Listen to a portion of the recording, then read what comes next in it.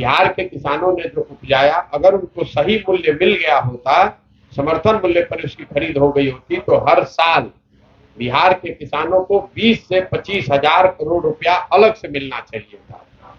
भूमि सुधार का बिहार में लागू न होना। बिहार शायद देश के एकमात्र कुछ ऐसे राज्यों में ही है जहां पिछले 75 साल में सामाजिक न्याय और समाजवाद के नाम पर राजनीति तो हुई है, लेकिन भूमि सुधार की दिशा में कोई प्रयास नहीं किया गया।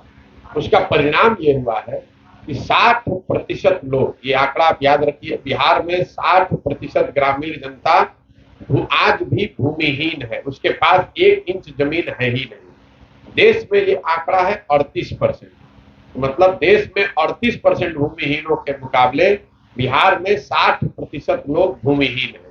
बेरोजगारी और पलायन के बाद जो दूसरी बड़ी समस्या है वो किसानों की। बिहार में बहुत बड़ी जनसंख्या किसानी, खेती किसानी पर निर्भर है। तो बिहार में जो किसानों की हालत है, जो सामान्य लोग बताते हैं, उनको अगर मैं एक लाइन में कहूँ तो लोग बताते हैं कि पहले जो खेती किसानी लोग करते थे, वो पेट काट के कुछ बचत करके हर 5 साल खेती करके 1-2 कट्ठे जमीन खरीदते थे, खेत खरीदते थे। अभी किसानों की बिहार में हालत ये है कि अगर आपके घर में कोई नौकरी नहीं कर रहा है या कोई दूसरा रोजी रोजगार का धंधा नहीं है, तो हर 4 साल 5 साल में आपके जमीन का कोई ना कोई हिस्सा बिक जाना है। कोई घर में बीमार पड़ जाए या किसी की शादी आ जाए, कोई ऐसी परेशानी आ जाए, तो आपको जमीन बेचना है। आंकड़े ये बता रहे हैं कि बिहार में जो 100 लोग रह रहे हैं, उसमें 4 से 5 लोग ही ऐसे हैं जिनके लिए खेती आमदनी का जरिया है।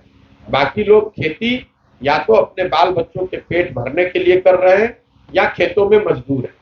बिहार में 50% से ज्यादा जो खेती योग्य जमीन है उस पर बाढ़ का खतरा है, और जो बाकी का 50% बचा हुआ है उसमें एक बड़े भाग में या तो पानी की सुविधा नहीं है, सूखा है, या नदियों के कटाव या जल जमाव की समस्या है। तो ये जो पूरा जल संसाधन है, इसके लेकर जो कोई सुनियोजित प्रयास नहीं हुआ है, तो या तो किसान बाढ़ के समस्या से परेशान है, अगर बाढ़ से बचा तो सूखे से परेशान है, और अगर दोनों से बचा तो नदियों के कटाव या पानी के जल जमाव से परेशान है। देश में बिहार एकमात्र ऐसा राज्य है जहां पिछले 10 वर्ष में सिंचित भूमि की संख्या की मात्रा पिछले 10 वर्ष में 11% से कम हो गई है। मतलब नहरों के और नलकूपों के रख रखाव में जो कमी आई है, खराबी हुई है, उसकी वजह से 10 वर्ष पहले अगर 100 एकड़ जमीन में सिंचाई की सुविधा थी, तो आज घटकर 89 एकड़ ही रह गई है। फसलों के दाम का, उचित दाम का न मिल पाना, सारी समस्याओं के बाद भी किसान जो फसल उपजा रहा है उसको उसका दाम नहीं मिल रहा है। तो हम लोगों ने इसमें धान की कटाई देखी, गन्ने और गेहूं की भी कटाई देखी। लोगों से जानने समझने का अवसर मिला कि वो किस भाव में अपना अनाज बेचते हैं। तो धान को लेकर ज्यादातर लोगों ने बताया, 90% से ज्यादा लोगों ने बताया कि वो 1200 से 1500 रुपए प्रति क्विंटल के दर से ही धान लोगों ने बेचा है, जबकि धान का आधिकारिक मूल्य है 2050 रुपया। आंकड़ा भी आपको कोई बताएगा नहीं, उसको याद कर लीजिएगा, लिख लीजिए। पिछले 10 वर्ष में बिहार में सिर्फ 13% धान और 1% गेहूं ही समर्थन मूल्य पर खरीदा बेचा गया है। पंजाब के बारे में हम लोग रोज चर्चा करते हैं कि पंजाब का किसान समृद्ध है। पंजाब में पिछले 10 वर्ष में 70% धान और 75% से ज्यादा गेहूं सरकारी समर्थन मूल्य पर खरीदा गया है। बिहार में ये आंकड़ा है 13% और 1%। खास करके यूरिया को लेकर जो किल्लत बनी हुई है, 277 रुपए का यूरिया ज्यादातर लोग 500 रुपए से लेकर 1000-1200 रुपए तक खरीद रहे हैं। जो सीमावर्ती क्षेत्र है नेपाल से लगते हुए, वहां पर तो यूरिया की कीमत करीब करीब 1100-1200 रुपए लोगों ने चुकाई है। बेरोजगारी और पलायन के बाद जो दूसरी बड़ी समस्या है वो किसानों की। बिहार में बहुत बड़ी जनसंख्या किसानी, खेती किसानी पर निर्भर है। तो बिहार में जो किसानों की हालत है, जो सामान्य लोग बताते हैं, उनको अगर मैं एक लाइन में कहूँ तो लोग बताते हैं कि पहले जो खेती किसानी लोग करते थे, वो पेट काट के कुछ बचत करके हर 5 साल खेती करके 1-2 कट्ठे जमीन खरीदते थे, खेत खरीदते थे। अभी किसानों की बिहार में हालत ये है कि अगर आपके घर में कोई नौकरी नहीं कर रहा है या कोई दूसरा रोजी रोजगार का धंधा नहीं है, तो हर 4 साल 5 साल में आपके जमीन का कोई ना कोई हिस्सा बिक जाना है, कोई घर में बीमार पड़ जाए या किसी की शादी आ जाए, कोई ऐसी परेशानी आ जाए तो आपको जमीन बेचना है। किसानों की ये जो हालत है उसके 3 महत्वपूर्ण कारण समझ में आ रहे हैं। पहला है भूमि सुधार का बिहार में लागू न होना। बिहार शायद देश के एकमात्र कुछ ऐसे राज्यों में ही है जहां पिछले 75 साल में सामाजिक न्याय और समाजवाद के नाम पर राजनीति तो हुई है, लेकिन भूमि सुधार की दिशा में कोई प्रयास नहीं किया गया।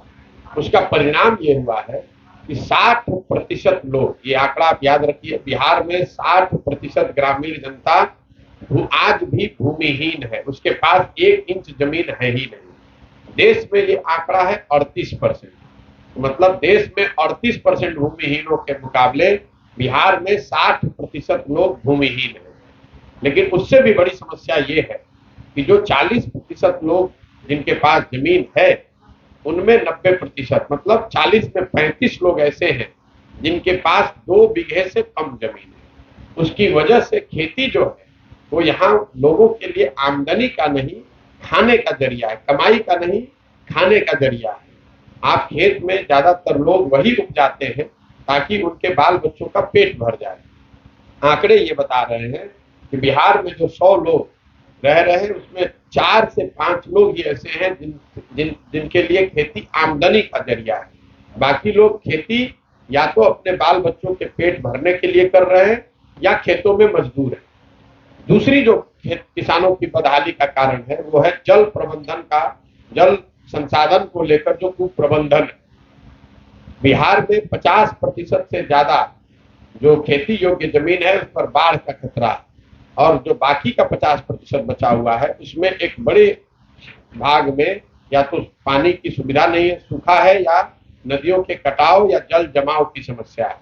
तो ये जो पूरा जल संसाधन है इसके लेकर जो कोई सुनियोजित प्रयास नहीं हुआ है, तो या तो किसान बाढ़ के समस्या से परेशान है, अगर बाढ़ से बचा तो सूखे से परेशान है, और अगर दोनों से बचा तो नदियों के कटाव या पानी के जल जमाव से परेशान है।